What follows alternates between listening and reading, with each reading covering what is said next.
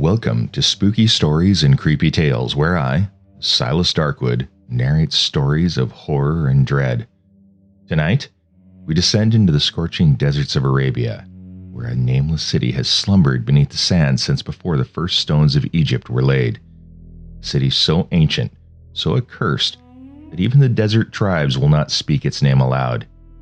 A city that drove the mad poet Abdul al-Hazred to dream his most terrible dreams, and inspired the most dreaded couplet in all of horror literature. Tonight, you'll hear what he found there, and what found him. If you enjoy Lovecraft's cosmic horror, or tales of ancient forbidden places that man was never meant to see, subscribe now and hit the notification bell. I publish new narrations every Wednesday and Friday, and you will not want to miss what is coming next. Now, dim the lights, pull up your blanket, and let the desert wind carry you somewhere no living soul should ever go. The Nameless City by H.P. Lovecraft. When I drew nigh the Nameless City, I knew it was accursed. I was traveling in a parched and terrible valley under the moon, and afar I saw it protruding uncannily above the sands as parts of a corpse may protrude from an ill-made grave. Fear spoke from the age-worn stones of the hoary survivors of the deluge, this great-grandmother of the eldest pyramid, and a viewless aura repelled me and bade me retreat from antique and sinister secrets that no man should see, and no man else had ever dared to see. Remote in the desert of Araby lies the Nameless City, crumbling and inarticulate, its low walls nearly hidden by sands of uncounted ages. It must have been thus before the first stones of Memphis were laid, and while the bricks of Babylon were yet unbaked. There is no legend so old as to give it a name or to recall that it was ever alive, but it is told of in whispers round campfires and muttered about by grandmams in the tents of sheiks, so that all the tribes shun it without wholly knowing why.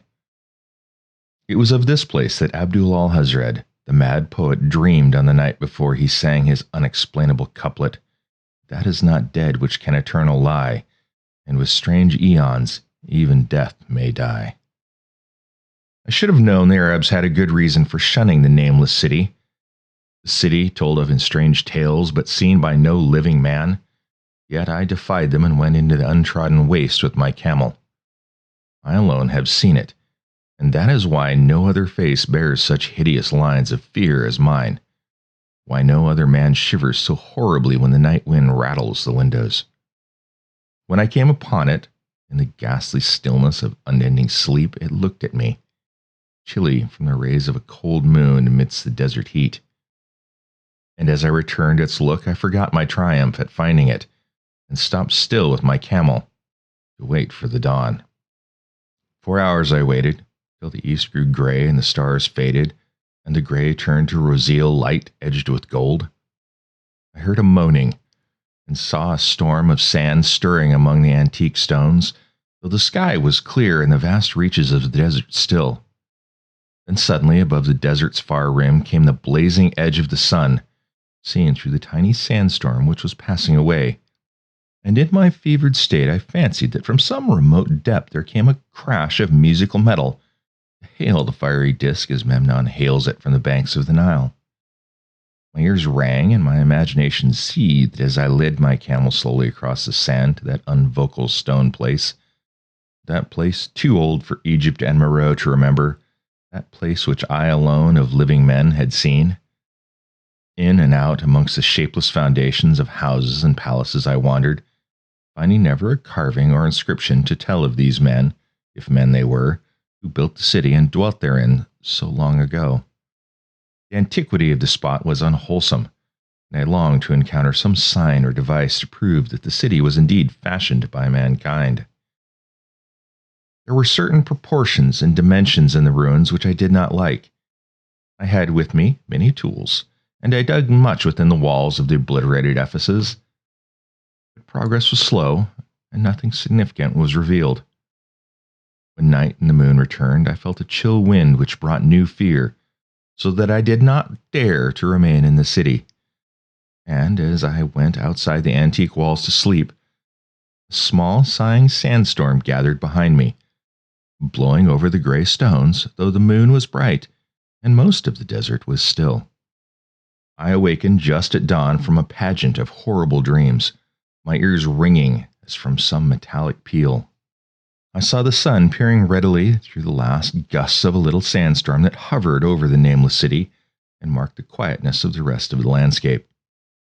Once more I ventured within those brooding ruins that swelled beneath the sand like an ogre under a coverlet, and again dug vainly for relics of the forgotten race. At noon I rested, and in the afternoon I spent much time tracing the walls and the bygone streets and the outlines of the nearly vanished buildings. I saw that the city had been mighty indeed, and wondered at the sources of its greatness.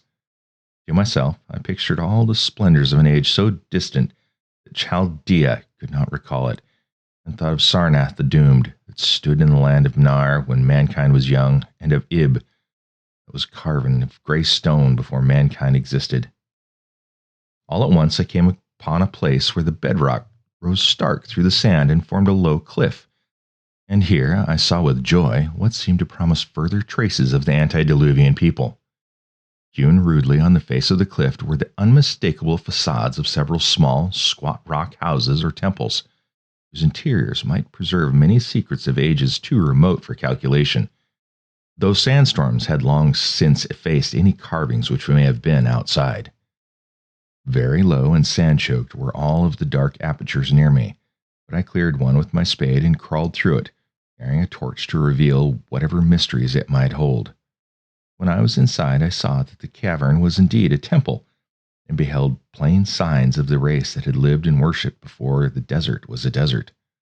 Primitive altars, pillars, and niches, all curiously low, were not absent, and though I saw no sculptures nor frescoes, there were many singular stones clearly shaped into symbols by artificial means. The lowness of the chiseled chamber was very strange, for I could hardly more than kneel upright, but the area was so great that my torch showed only a part at a time. I shuddered oddly in some of the far corners, where certain altars and stones suggested forgotten rites of terrible, revolting, and inexplicable nature, and made me wonder what manner of men could have made and frequented such a temple. When I had seen all that the place contained, I crawled out again, avid to find what the other temples might yield. Night had now approached, yet the tangible things I had seen made curiosity stronger than fear, so that I did not flee from the long moon-cast shadows that had daunted me when first I saw the Nameless City. In the twilight I cleared another aperture, and with a new torch crawled into it, finding more vague stones and symbols, though nothing more definite than the other temple had contained. The room was just as low, but much less broad, ending in a very narrow passage crowded with obscure and cryptical shrines. About these shrines I was prying when the noise of a wind and of my camel outside broke through the stillness and drew me forth to see what could have frightened the beast. The moon was gleaming vividly over the primeval ruins, lighting a dense cloud of sand that seemed blown by a strong but decreasing wind from some point along the cliff ahead of me. I knew it was this chilly, sandy wind which had disturbed the camel, and was about to lead him to a place of better shelter when I chanced to glance up and saw that there was no wind atop the cliff. This astonished me and made me fearful again, but I immediately recalled the sudden local winds I had seen and heard before at sunrise and sunset, and judged it was a normal thing. I decided that it came from some rock fissure leading to a cave, and watched the troubled sand to trace it to its source, soon perceiving that it came from the black orifice of a temple a long distance south of me, almost out of sight. Against the choking sand cloud I plodded toward the temple, which, as I neared it, loomed larger than the rest and showed a doorway far less clogged with caked sand. I would have entered had not the terrific force of the icy wind almost quenched my torch. It poured madly out of the dark door, sighing uncannily as it ruffled the sand and spread out about the weird ruins. Soon it grew fainter, and the sand grew more and more still, till finally all was at rest again. But a presence seemed stalking amongst the spectral stones of the city, and when I glanced at the moon, it seemed to quiver as though mirrored in unquiet waters. I was more afraid than I could explain, but not enough to dull my thirst for wonder. So As soon as the wind was quite gone, I crossed into the dark chamber from which it had come. This temple, as I had fancied from the outside, was larger than either of those I had visited before, and was presumably a natural cavern, since it bore winds from some region beyond. Here I could quite stand upright, but saw that the stones and altars were as low as those in the other temples. On the walls and the roof I beheld for the first time some traces of the pictorial art of the ancient race, curious curling streaks of paint that almost faded or crumbled away, and on two of the altars I saw with rising excitement a maze of well-fashioned curvilinear carvings. As I held my torch aloft, it seemed to me that the shape of the roof was too regular to be natural, and I wondered what prehistoric cutters of stone had first worked upon. Their engineering skill must have been vast. Then a brighter flare of the fantastic flame showed me that for which I had been seeking, the opening to those remoter abysses whence the sudden wind had blown, and I grew faint when I saw that it was a small and plainly artificial door chiseled in the solid rock. I thrust my torch within, beholding a black tunnel with the roof arching low over a low flight of very small, numerous, and steeply descending steps. I shall always see those steps in my dreams, for I came to learn what they meant. At the time, I hardly knew whether to call them steps or mere footholds in a precipitous descent. My mind was whirling with mad thoughts, and the words and warnings of Arab prophets seemed to float across the desert from the lands that men know to the nameless city that men dare not know. Yet I hesitated only a moment before advancing through the portal and commencing to climb cautiously down the steep passage, feet first, as though on a ladder. It is only in the terrible phantasm of drugs or delirium that any other man can have had such a descent as mine. The narrow passage led infinitely down like some hideous haunted well, and the torch I held above my head could not light the unknown depths toward which I was crawling. I lost track of the hours and forgot to consult my watch, though I was frightened when I thought of the distance I must be traversing. There were changes of direction and of steepness, and once I came to a long, low, level passage where I had to wriggle feet first along the rocky floor, holding my torch at arm's length beyond my head. The place was not high enough for kneeling. After that were more of the steep steps, and I was still scrambling down interminably when my failing torch died out. I do not think I noticed it at the time, for when I did notice it, I was still holding it high above me as if it were ablaze.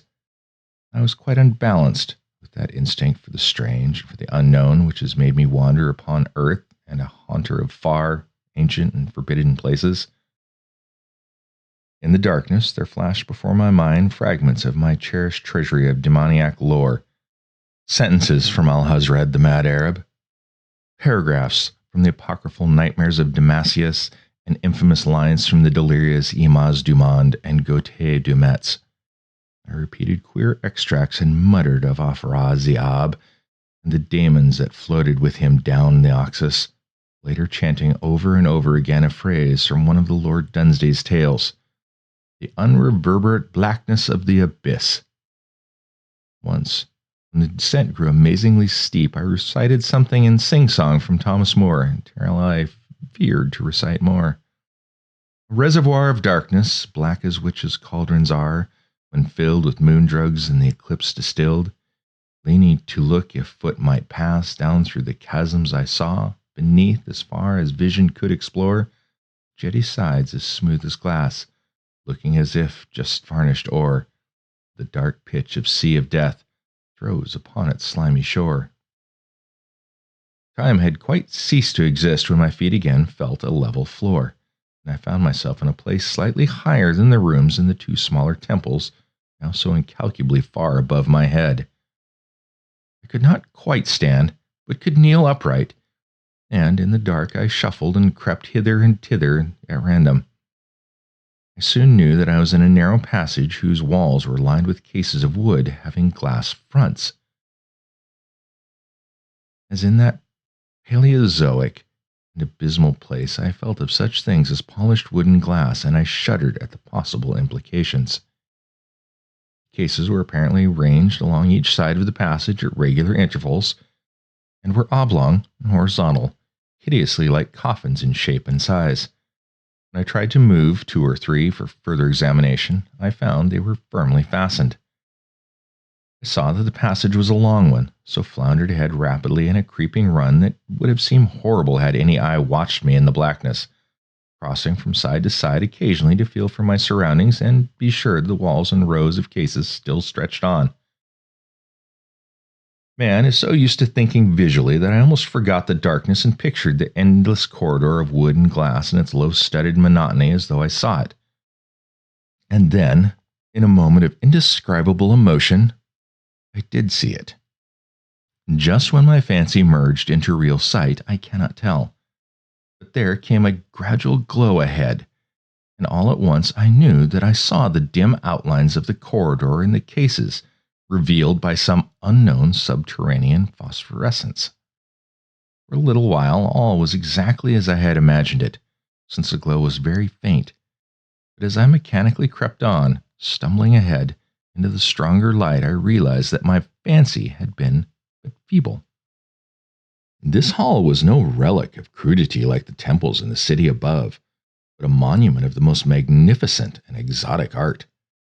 Rich, vivid, and daringly fantastic designs and pictures formed a continuous scheme of mural paintings whose lines and colors were beyond description. The cases were of a strange golden wood, with fronts of exquisite glass, and contained the mummified forms of creatures outreaching in grotesqueness the most chaotic dreams of man. To convey any idea of the monstrosities is impossible. They were of the reptile kind, with body lines suggesting sometimes the crocodile, sometimes the seal, but more often nothing of which either the naturalist or the paleontologist ever heard. In size, they were approximately a small man, and their forelegs bore delicate and evidently flexible feet, curiously like human hands and fingers. The strangest of all were their heads, which presented a contour violating all known biological principles. To nothing can such things be compared. In one flash I thought of comparisons as varied as the cat, the bulldog, the mythic satyr, and the human being. Not Jove himself had so colossal and protuberant of a forehead, yet the horns and the noselessness of the alligator-like jaw placed the thing outside all established categories. I debated for a time on the reality of the mummies, suspecting they were artificial idols, but soon decided that they were indeed some Paleogean species which had lived when the Nameless City was alive. To crown their grotesqueness, most of them were gorgeously enrobed in the costliest of fabrics and lavishly laden with ornaments of gold, jewels, and unknown shining metals. The importance of these crawling creatures must have been vast, for they held first place amongst the wild designs on the frescoed walls and ceilings. With matchless skill had the artists drawn them in the world of their own, wherein they had cities and gardens fashioned to suit their dimensions, and I could not but think that their pictured history was allegorical, perhaps showing the progress of the race that worshipped them. These creatures, I said to myself, were to the men of the Nameless City what the she-wolf was to Rome, or some totem beast is to the tribe of Indians. Holding this view, I thought I could trace roughly a wonderful epic of the Nameless City, the tale of the mighty seacoast metropolis that ruled the world before Africa rose out of the waves, and of its struggles as the sea shrank away and the desert crept into the fertile valley that held it. I saw its wars and triumphs, its troubles and defeats, and afterward its terrible fight against the desert when thousands of its people, here represented in allegory by these grotesque reptiles, were driven to chisel their way down through the rocks in some marvelous manner to another world, whereof their prophets had told them. It was all vividly weird and realistic, and its connection with the awesome descent I had made was unmistakable. I even recognized the passages. As I crept along the corridor toward the brighter light, I saw later stages of the painted epic, the leave-taking of the race that had dwelt in the Nameless City and the valley around for 10 million years, the race whose souls shrank from quitting scenes their bodies had known so long, where they had settled as nomads in the earth's youth, hewing in virgin rock those primal shrines at which they never ceased to worship. Now that the light was better, I studied the pictures more closely, and, remembering that the strange reptiles must represent the unknown men, pondered upon the customs of the Nameless City. Many things were peculiar and inexplicable. Civilization, which included a written alphabet, had seemingly risen to a higher order than those immeasurably later civilizations of Egypt and Chaldea, yet there were curious omissions. I could, for example, find no pictures to represent deaths or funeral customs, save such as were related to wars, violence, and plagues, and I wondered at the reticence shown concerning natural death. It was as though an ideal of earthly immortality had been fostered as a cheering illusion. Still near at the end of the passage were painted scenes of the utmost picturesqueness and extravagance, contrasted views of the Nameless City and its desertion and growing ruin, and of the strange new realm of paradise to which the race hewed its way through the stone. In these views, the city and the desert valley were shown always by moonlight, a glowing nimbus hovering over the fallen walls and half revealing the splendid perfection of former times, shown spectrally and elusively by the artist. The paradisal scenes were almost too extravagant to be believed, portraying the hidden world of eternal day filled with glorious cities and ethereal hills and valleys. At the very last, I thought I saw signs of an artistic anticlimax. The paintings were less skillful, and much more bizarre than even the wildest of earlier scenes. They seemed to record a slow decadence of the ancient stock, coupled with a growing ferocity toward the outside world from which it was driven by the desert. The forms of the people, always represented by the sacred reptiles, appeared to be gradually wasting away, though the spirit is shown hovering about the ruins by moonlight gained in proportion. Emaciated priests displayed as reptiles in ornate robes cursed the upper air and all who breathed it. And one terrible final scene showed a primitive-looking man, perhaps a pioneer of ancient Iram, city of pillars, torn to pieces by members of the elder race.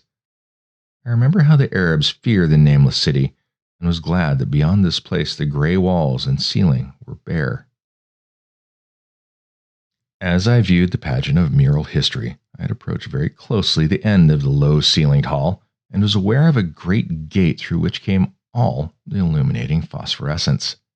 Creeping up to it, I cried aloud in transcendent amazement at what lay beyond, for indeed, of other and brighter chambers there was only an illimitable void of uniform radiance, such as one might fancy when gazing down from the peak of Mount Everest upon a sea of sunlit mist. Behind me, a passage so cramped I could not stand upright in it. Before me, an infinity of subterranean effulgence.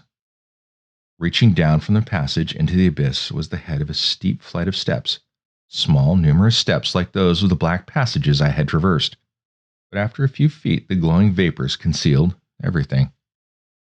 Swung back, open against the left-hand wall of the passage, was a massive door of brass, incredibly thick and decorated with fantastic bas-reliefs which could, if closed, shut the whole inner world of light away from the vaults and passages of rock.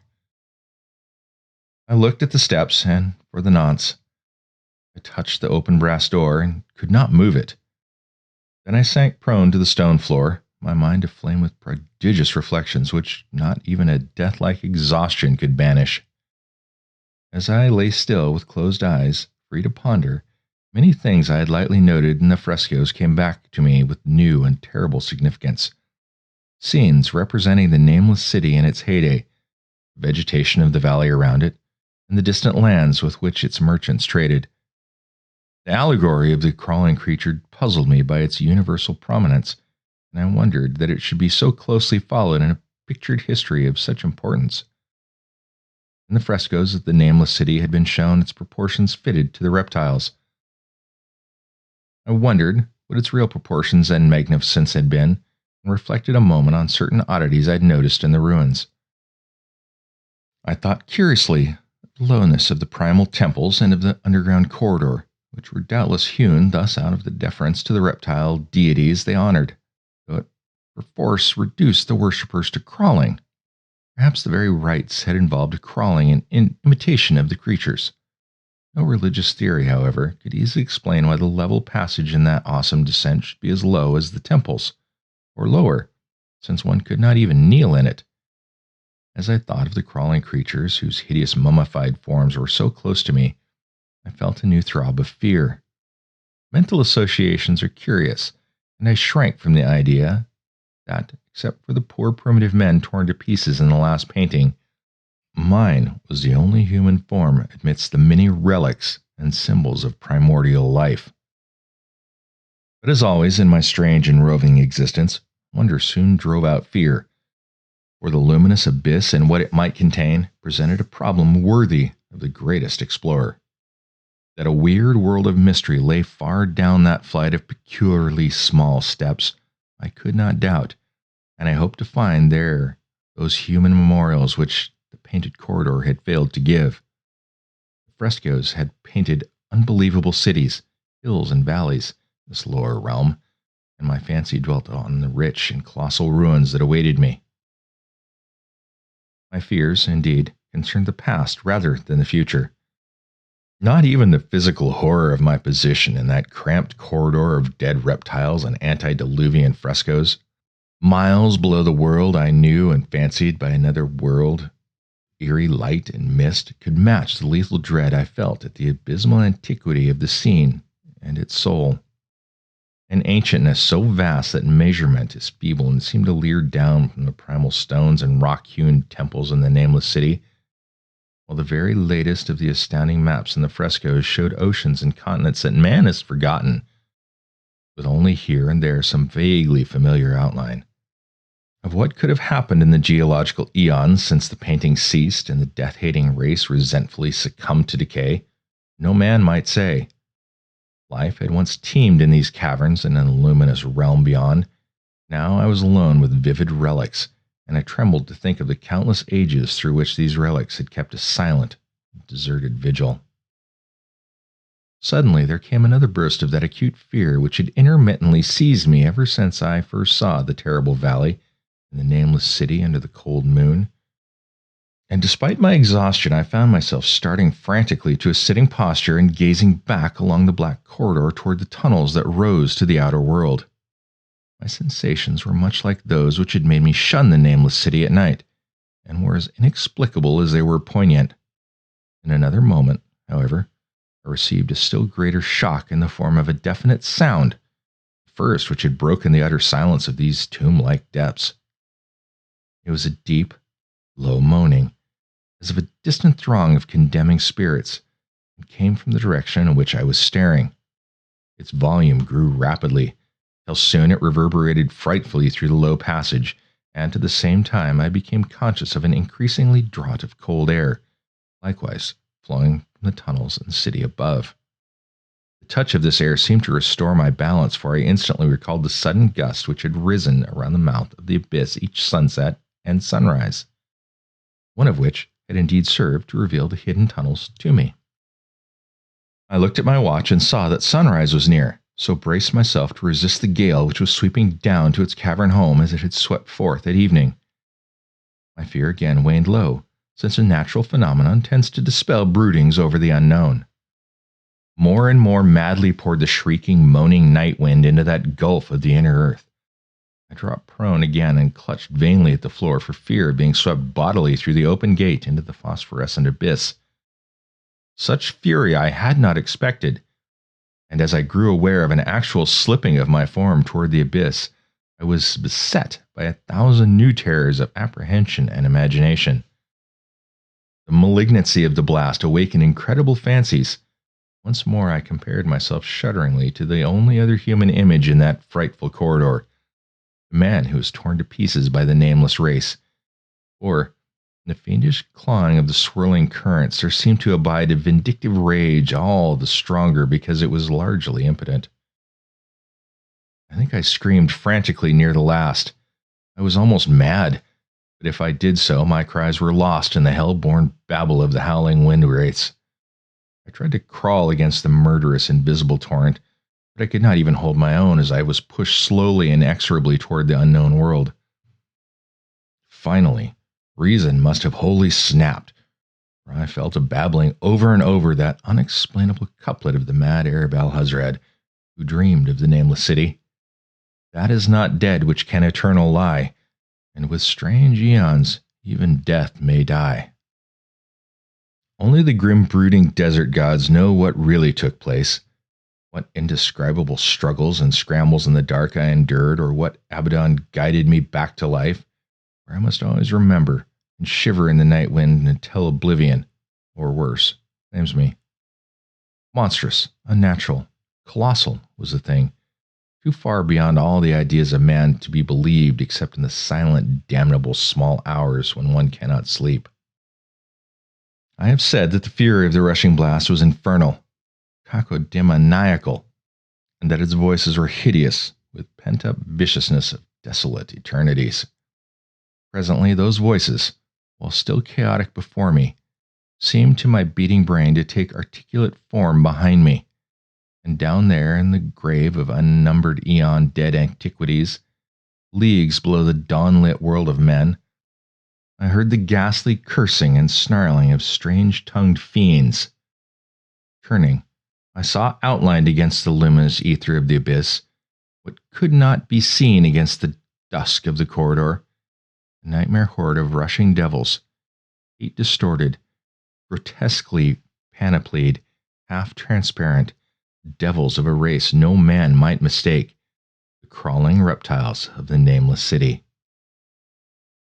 And as the wind died away, I was plunged into the ghoul-peopled blackness of the earth's bowels, where behind the last of the creatures, the great brazen door clanged shut with a deafening peal of metallic music, whose reverberations swelled out to the distant world to hail the rising sun as Memnon hails it from the banks of the Nile. The end. Well, dear listeners, you have now stood at the threshold of the Nameless City and looked out upon the infinite phosphorescent abyss. Lovecraft wrote The Nameless City in 1921. It was the first story to introduce both the mad poet Abdul Alhazred and the infamous couplet, "That is not dead which can eternal lie, and with strange eons, even death may die." Years later, Lovecraft would reveal that couplet came from the Necronomicon itself, and that it spoke not of the forgotten reptiles in the desert, but of Cthulhu, sleeping beneath the sea, seed of the entire mythos planted here in the sand. Did this one get under your skin the way Lovecraft's ancient pre-human horrors tend to? If so, hit that like button and drop a comment below. Tell me what you thought. What do you want to hear next? Whether you want me to go deeper into Lovecraft's early work and the roots of the mythos. While you're there, don't forget to subscribe and click the notification bell. I drop new videos every Wednesday and Friday, and you don't want to miss what's coming next. If you have a terrifying story of your own that you'd like me to consider reading, send it in to stories@silasdarkwood.com. If you enjoyed this and want to support more spine-tingling content, consider donating through my Ko-fi. This channel is primarily listener-funded. I am grateful for every one of you who keeps the shadows alive. All links are, of course, in the show notes. Until next time, dear listeners, stay spooky, and I'll be haunting your feet again soon.